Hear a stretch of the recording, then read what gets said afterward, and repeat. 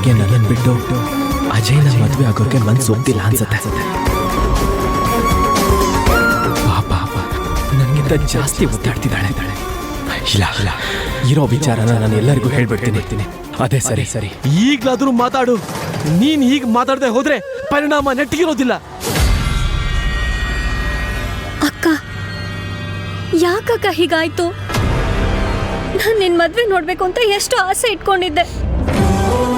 ಇಬ್ರು ಜೊತೆಲೆ ಮದ್ವೆ ಆಗ್ತೀವಿ ಅಂತ ಸಂಭ್ರಮ ಪಟ್ಟಿದ್ದೆ. ಆದ್ರೆ ಯಾಕೆ ಹೀಗಾಯ್ತು ಅಕ್ಕ?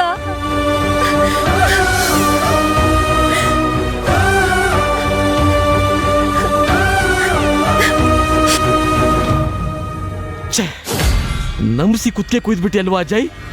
ಕೊನೆಗೂ ನಮ್ಮನ್ನ ಚೆನ್ನಾಗಿ ನಂಬಿಸಿ ಕುತ್ತಿಗೆನ ಕುಯ್ದ್ಬಿಟ್ಟೆ. ಸಾಕ್, ಸುಮ್ನೆ ಇರ್ರಿ.